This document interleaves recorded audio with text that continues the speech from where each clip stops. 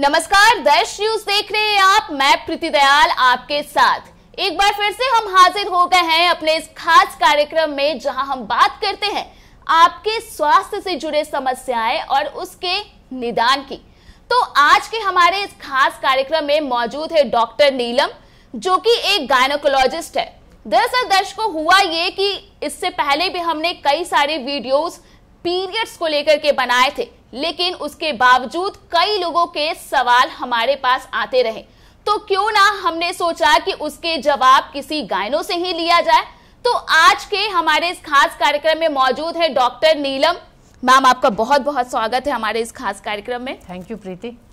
तो पहले तो हम जानेंगे मैम से कि आखिरकार ये पीरियड्स की समस्या खत्म होने का नाम क्यों नहीं लेती है। स्टमक पेन, बैक पेन, पैर का दर्द, ये सारी चीजें आखिर क्यों? ऐसा कोई उपाय नहीं है कि ताकि इसको हटाया जा सके, इसको ना झेला जा सके?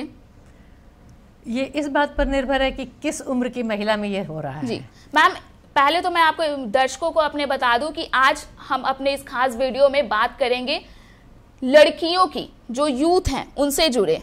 तो उनके लिए क्योंकि खासकर उनके लिए ये ज़्यादा दिक्कत होता है, उनको ज़्यादा प्रॉब्लम होता है। तो आखिर क्या कुछ उसके उपचार हो सकते हैं?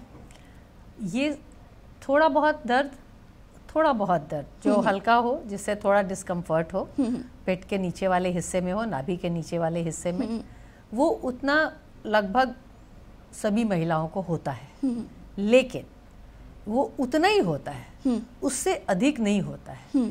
कई बार जब लड़कियां कंप्लेन करती हैं, अपनी माँ से कहती हैं कि हमको दर्द हो रहा है, या स्कूल नहीं जाएंगे, कॉलेज नहीं जा सकते हैं, काम पे नहीं जा सकते हैं क्योंकि पेट में इतना दर्द हो रहा है पीरियड्स के पहले दिन, तो सब माँ अमूमन कहेगी कि अच्छा ऐसा तो सबको होता है, कोई बात नहीं, ठीक हो जाएगा, नॉर्मल है, गर्म पानी ले लो, ये का बोतल ले लो, और कभी कभी दवा भी, ये गोली खा लो, ठीक हो जाएगा पेट दर्द वाली, ये होता है। लेकिन मैं ये बताऊं और दर्शकों को मैं बताना चाहूँगी कि अगर ये पेट दर्द शुरू में कम था और अब धीरे धीरे बढ़ रहा है, तो आप डॉक्टर से ज़रूर मिलिए, क्योंकि ये बहुत बड़ा लक्षण होता है कि आगे आपको कुछ ज़्यादा बड़ी बीमारी, जैसे कि एंडोमेट्रियोसिस, पता नहीं आप लोगों ने नाम सुना है नहीं, लेकिन वो होने वाली है। और हम लोग यूजुअली देखते हैं कि वो लड़की को जब से वो शुरू होता है, जब से वो बताती है और हम लोग के पास आके उसका डायग्नोसिस करने में अमूमन 7 साल लग जाते हैं। जी। मतलब 7 साल के बाद वो डायग्नोज होता है कि इस लड़की को ये बीमारी थी, जो कि वो पहले अगर आती तो इन 7 सालों में वो बीमारी और भी अंदर अंदर बढ़ रही होगी। प्लस वो एक डॉक्टर से दूसरे डॉक्टर के पास, कभी तो हुआ कि घर में ही रह गई, कभी अपने उसको नेग्लेक्ट की, कभी माँ ने कहा कि ये होता है, कोई बात नहीं है, ठीक हो जाएगा। तो लेकिन ऐसा करते करते वो इतना टाइम लग जाता है। तो लड़की तो उससे सफ़र करती है, उसका सारा कुछ उससे दिक्कत होता है, और बाद में हमारे पास आती है तो पता चलता है कि ये तो बीमारी भी बढ़ गई, उसके बाद आ रही है। जी। तो इसलिए ये इस पेट का दर्द पहले दिन जो हो रहा है, या मासिक के समय होता है, उसको हल्के में नहीं लेना चाहिए। जी। तो दूसरी चीज़, कमर में दर्द, पैर में दर्द, खिंचाव, हो सकता है कि खून की कमी हो, उसके कारण आपको ये सब हो रहा हो। आपने देखा नहीं कि अभी बहुत दिनों से आपका पीरियड ज़्यादा हो गया है और आप इस पे ध्यान नहीं दे रही हैं, हर बार सोचते अच्छा डॉक्टर के पास जाएंगे, अच्छा अगली बार ठीक हो जाएगा, लेकिन वैसा नहीं हुआ। तो उसके लिए डॉक्टर के पास जाना चाहिए। कई बार इन्फेक्शन हो जाता है, जिसको PID कहते हैं, और उसके कारण ये सब हो रहा हो, तो इसलिए उसका ध्यान रखना चाहिए, उसको नेग्लेक्ट नहीं करना चाहिए।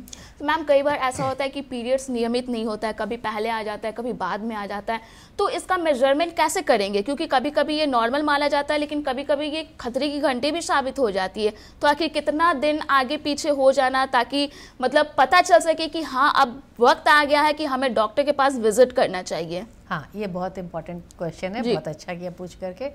अमूमन हम लोग पीरियड्स का रखते हैं कि 28 दिनों पे होना चाहिए, लेकिन उससे अगर 5 दिन पहले हो रहा हो या 5 दिन बाद हो रहा हो, साथ में और कोई प्रॉब्लम नहीं हो, जैसे कि उसमें दर्द नहीं हो रहा हो, उसमें बहुत ज़्यादा ब्लीडिंग नहीं हो रही हो, तो उसको मानना चाहिए कि वो आपका साइकिल वही है, क्योंकि हर व्यक्ति का साइकिल अलग अलग भी हो सकता है। कोई ज़रूरी नहीं है कि अगर 1 तारीख को है तो हर 1 तारीख को हर महिला को वैसा ही होगा। तो अगर वो 28 को भी होता है तो ठीक है, अगर 26 को भी होता है तो ठीक है, लेकिन अगर वो 1 की बजाय अगर वो 15 को ही हो जाता है, मतलब 15 ही दिन में हो जाता है या 20 ही दिन में हो जाता है, और अभी वो कुछ दिनों से होने लगा है। शुरू से ठीक था लेकिन अभी 2 महीने से वैसा हो रहा है, तो ज़रूर डॉक्टर से मिलना चाहिए। उसी तरह से अगर वो 1 हफ्ता लेट हो रहा है लेकिन अब वो 15 दिन लेट हुआ, अगली बार 1 महीना लेट हो गया, उसके बाद उससे भी अधिक लेट हो रहा है, तो फिर डॉक्टर से मिलना चाहिए।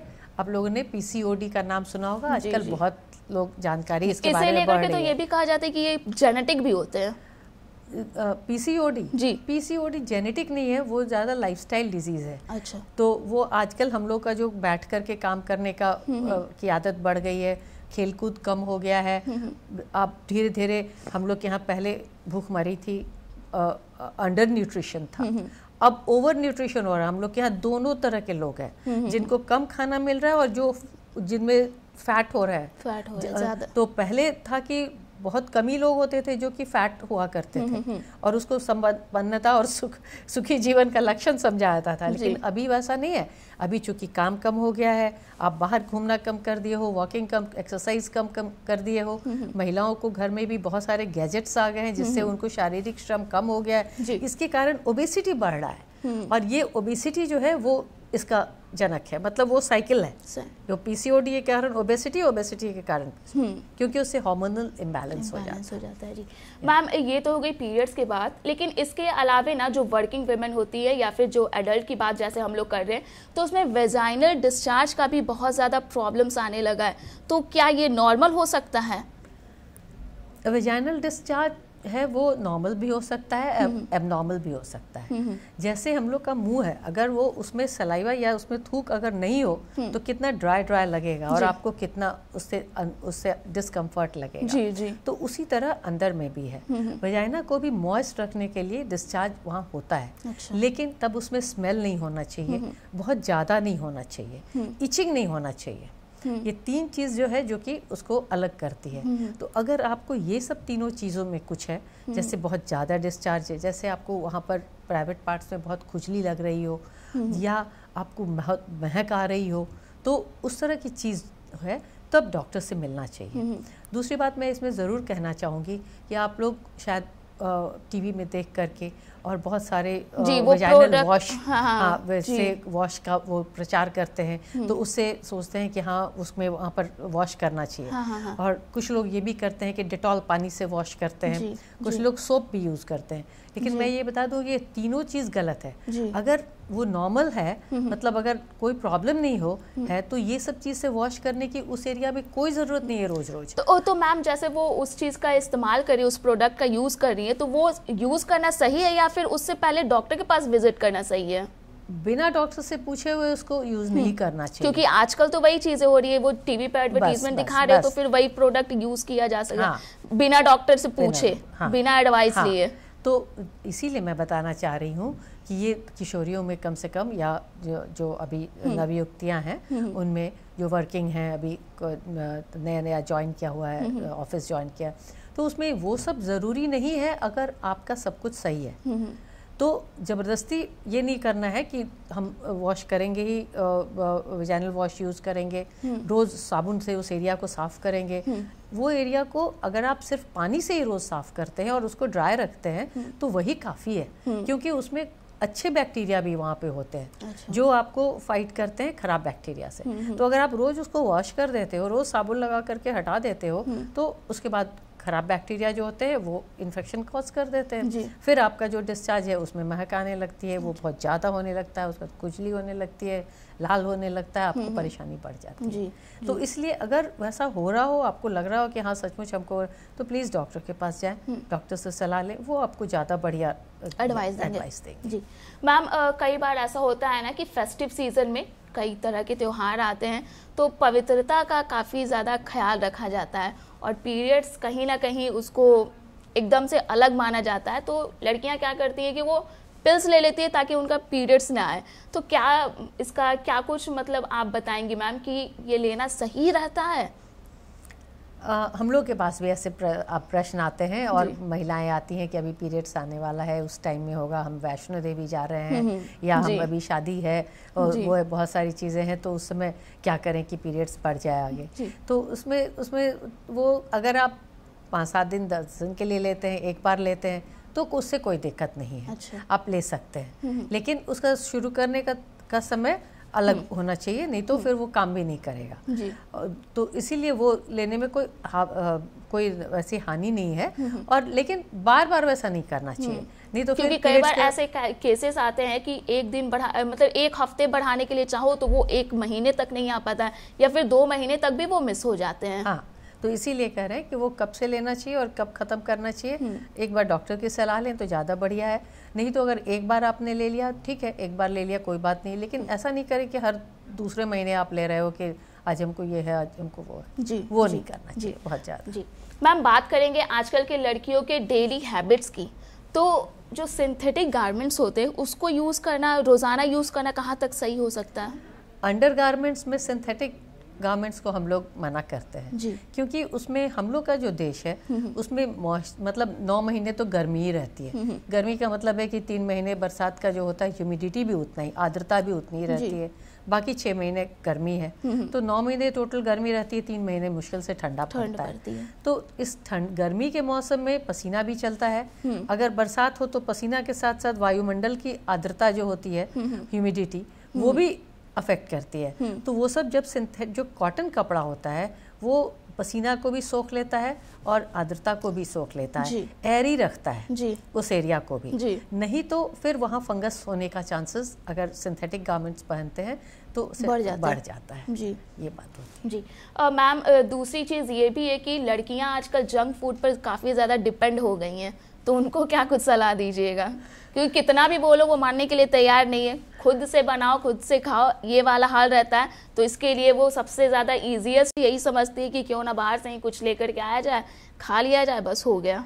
सिर्फ लड़कियों को ही दोष देना नहीं है वो तो सही है। लड़कियों को सिर्फ नहीं दोष दे सकते हैं। हाँ। जो हॉस्टल में जहाँ रहती हैं रह करके वो जो अपनी तैयारी कर रही हैं एसएससी की या बीपीएससी की या यूपीएससी की, तो वो भी उसके लिए कुछ हद तक जिम्मेवार है। वहाँ उनको ऐसा खाना अच्छा मिलता नहीं है तो नेचुरली बाहर का खाना खाने को हमेशा मन करता है जी। ये तो उसमें ठीक है, अगर वो बाहर का एक आध बार खाती हैं या थोड़ा बहुत खाती हैं तो कोई बात नहीं है, लेकिन ये समझना चाहिए कि वो जो बाहर का खाना होता है उसमें सिर्फ कैलोरीज होती है, उसमें ना प्रोटीन होता है ना विटामिन होता है, कुछ नहीं होता है। और जो फैट की क्वालिटी होती है वो भी बहुत ख़राब होती है, क्योंकि एक ही तेल में वो बार बार छानते रहता है जब तक कि वो तेल बिल्कुल ख़त्म नहीं हो जाता। तो ये बहुत ख़राब चीज़ है। इससे बहुत आपका कोलेस्ट्रॉल लेवल, LDL, सारा ट्राइग्लिसराइड सब ख़त्म होगा और ख़राब हो जाएगा। तो ये इसलिए वो अच्छा नहीं है। ठीक है, आप कभी कभार खा लेते हो तो उसमें कोई बात नहीं है, लेकिन तब कंपनसेट करने के लिए चाहिए कि आप जब हॉस्टल में हो तो कुछ अपनी तरफ से करो। मूंग है, मूंग को अंकुरित करके करो, उसमें कोई परिश्रम नहीं है। लेकिन अगर अंकुरित मूंग आप खाते हो तो प्रोटीन बहुत अच्छा आपको मिल जाता है और वो आपको कंपनसेट कर जाएगा। जो आप नहीं प्रोटीन खा रहे हो वो कंपनसेट कर जाएगा। थोड़ा अपने से ले आओ, थोड़ा फल ले आओ, थोड़ा सलाद ले आओ, गाजर, मूली, टमाटर, ये सब ले आके, ये सब में तो कोई बनाने का भी जरूरत नहीं है ना। वो साथ में आप जो भी वहाँ का खाना मिल रहा हो उसके साथ इसको साथ में खा लो, वो अच्छी चीज़ है जी। उसके अलावा फिर चना को सत्तू रखो, सत्तू भी प्रोटीन का बहुत अच्छा सोर्स है, कुछ आपको करना भी नहीं पड़ेगा। आप सत्तू को आराम से पानी में घोल करके पी सकते हो, उसमें कोई दिक्कत नहीं है जी। उसी तरह से अंडा खा सकते हो, अगर आप नॉन वेजिटेरियन हो तो अंडा रोज खाओ, तो वो आपके प्रोटीन की कमी को पूरी करेगा जी। तो फिर आपको आयरन भी उससे होगा। तो इसीलिए तो फिर वो सब मतलब अगर उधर खा रहे हो तो ऐसा नहीं करो कि उसी को सोल फूड बना दो या कोका कोला पीना। ये भी आजकल लड़कियां बहुत करती हैं, बहुत अच्छा लगता है तो कोका कोला, लेकिन वो भी ओनली कैलोरी है, सिर्फ कैलोरी, जो कि आपके बॉडी में जा करके वो फैट को बढ़ाता है जी। वो वहाँ जाके जमा हो जाता है और फिर आपका बॉडी धीरे धीरे फैलना शुरू कर देता है। हाँ, फिर उसको कम करना काफी मुश्किल काम है। उसके लिए जिम जाओ, उसके लिए जिम जाओ, लेकिन जिम भी एक दिन में थोड़े कम कर देगा। वो आप अगर फूड हैबिट्स को ठीक नहीं रखोगे तो जिम के एक्सरसाइज कितना करोगे। तो इसलिए जब भी कम करना होता है तो दोनों का सामंजस्य चाहिए कि आपका फूड हैबिट्स भी ठीक होना चाहिए और एक्सरसाइज भी होना चाहिए। सिर्फ फूड से भी नहीं होगा, क्योंकि आप एरोबिक एक्सरसाइज कुछ नहीं कर रहे हो, कुछ चल ही नहीं रहे हो, दौड़ ही नहीं रहे हो, बैठ करके कुर्सी पर वो पोटैटो चिप्स खा रहे हो और टीवी देख रहे हो, तो शरीर तो फैलेगा ही ना। इसीलिए वो खाने में दोनों चीज़ ज़रूरी है और स्वास्थ्य के लिए भी दोनों चीज जरूरी है। जी। ये मैं नहीं कहती हूँ कि तुम बाहर का खाना नहीं खाओ, चटपटा खाने का सबका मन हर चीज करता एक है, लिमिट में हो तो वो ज्यादा लिमिट में सही हो, है। और अगर पता है कि हाँ हम ये खा रहे हैं तो उसके साथ कंपनसेट करने के लिए अच्छी चीज भी करो। मैम, हमारा आखिरी सवाल होगा कि घर, ऑफिस, कॉलेज, ये सब के बीच जो भागदौड़ होती है उसमें नींद कहीं ना कहीं पीछे छूट जाती है, तो इसके क्या कुछ साइड इफेक्ट हो सकते हैं? हाँ, ये तो बहुत अच्छा सवाल है, और अमूमन ऐसा ही होता है कि लगता मुश्किल है से 5 से 6 घंटे की नींद मिल जाती है तो वो भी बहुत है, 4 घंटे ही बस उतने ही। तो आखिर ये कैसे पॉसिबल हो सकता है? उसके साइड इफेक्ट क्या होंगे? उसके बहुत सारे लॉन्ग टर्म साइड इफेक्ट्स है। अच्छा। शॉर्ट टर्म नहीं है। शॉर्ट टर्म है लेकिन उतना ध्यान नहीं देता है, और युवा अवस्था में एनर्जी, फोकस, डेडलाइन, ये सब में सब चीज़ को होल्ड करके रखता है बच्चा, या जो हमारे नवयुवक और नवयुवतियाँ हैं। जी जी। वो क्योंकि अगर आप सोएंगे नहीं, सोना एक बहुत अच्छी चीज़ है।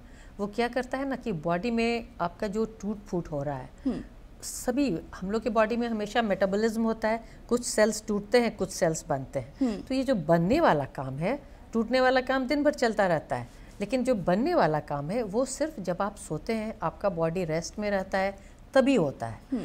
तो इसलिए बहुत सारी चीज़ें होती हैं वो आपको दिखाई नहीं पड़ती हैं, लेकिन वो कहीं आपके बैक ऑफ द माइंड में वो डेफिसिट बनते जाता है। आप अगर रोज समझिए कि आप सबको 7 से 8 घंटे सोना चाहिए, मिनिमम 7 to 8 आवर्स। 8 आवर्स पहले से भी है, 6 आवर्स नहीं है, कहीं है कि 8 आवर्स, 8 घंटा सोना चाहिए, और बाकी 16 घंटे में आप बाकी काम कीजिए। तो अगर आप नहीं सोते हो उतना तो वो डेफिसिट बनता जाता है। तो कभी कभी क्या होता है कि बच्चे क्या करते हैं कि ठीक है हम सप्ताह में 5 दिन काम कर रहे हैं, नहीं सोते हैं, उतना कम सोते हैं, संडे के दिन उसको पूरा कर लेते हैं, वीकेंड में पूरा कर लेते हैं। वो चलिए कुछ हद तक वो सही है, लेकिन अगर वो भी नहीं करते हैं कि नहीं, काम का प्रेशर उतना ज़्यादा है, वो भी नहीं कर सकते, तो होता है बाद में ना इरिटेशन होने लगता है, फोकस नहीं हो पाता है आदमी, और उसके कारण उसका जो इफेक्ट होता है ना वो हार्ट पे, माइंड पे, सब पे पड़ता है। हार्ट पे तो स्पेशली हम लोगों ने ये देखा है कि ये जो भागदौड़ और जो कम सोने वाली जो प्रवृत्ति है उसके कारण यंग लोगों में हार्ट अटैक्स बढ़ रहे हैं। जी। बहुत बार आप लोगों ने भी पढ़ा होगा कहीं कि वो फलाना है, वो इतना अच्छा, इतना जिम जाता था, इतना बॉडी मतलब फैट भी नहीं था और सब कुछ ठीक था, अच्छा ये कर रहा था, लेकिन अचानक सडन ट्रैक पे डेथ हो गया। जी।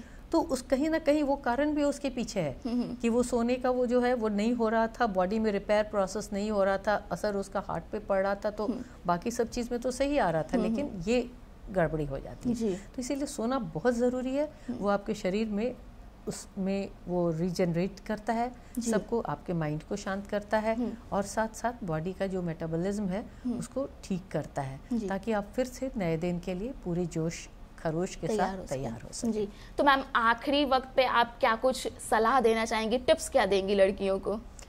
लड़कियों को मैं यही कहना चाहूँगी कि अपने फूड हैबिट्स को सही रखें। ठीक है, उनके सामने चैलेंजेस बहुत हैं, घर से बाहर हैं, उनके सामने बहुत बड़े बड़े सपने हैं, लेकिन अगर शरीर स्वस्थ नहीं रहेगा तो कोई भी चीज़ पूरी नहीं होगी। वो कहते हैं ना कि health lost is something lost, तो वो समथिंग बहुत बड़ा होगा और उसको पाने के लिए फिर बहुत मुश्किल होता है। कोई भी चीज़ को खोना आसान है, तोड़ना आसान है, बनाना बहुत मुश्किल है। इसलिए अपने स्वास्थ्य पे शुरू से ध्यान दें, शुरू से देखें कि मेरा खाना पीना सही हो रहा है, और हम तभी आप अपनी पूरी क्षमता का उपयोग करके अपने लक्ष्य को पाएंगे और आपका जीवन सुखी होगा। जी, तो आपका बहुत बहुत धन्यवाद मैम। तो ये थी डॉक्टर नीलम, जिन्होंने लड़कियों को काफ़ी कुछ जानकारियां दे दी है। अगर लड़कियां अपने डेली हैबिट्स में इस डाइट को फॉलो करें, जितनी भी सारी जानकारियां मैम ने जो दी है, अगर उसको फॉलो किया जाए तो काफ़ी हद तक उनकी ज़िंदगी संवर सकती है। तो फिलहाल के लिए इस कार्यक्रम में इतना ही। दर्शकों, मैं आपको बता दूं कि अगर आपके पास अभी भी किसी भी तरह का कंफ्यूजन है, किसी भी तरह की परेशानी है, तो हमें कमेंट बॉक्स में ज़रूर बताइए, ताकि हम अपने नेक्स्ट वीडियो में आपके परेशानी के समाधान के साथ हाजिर हो सके। तब तक के लिए आप देखते रहिए दर्श न्यूज़।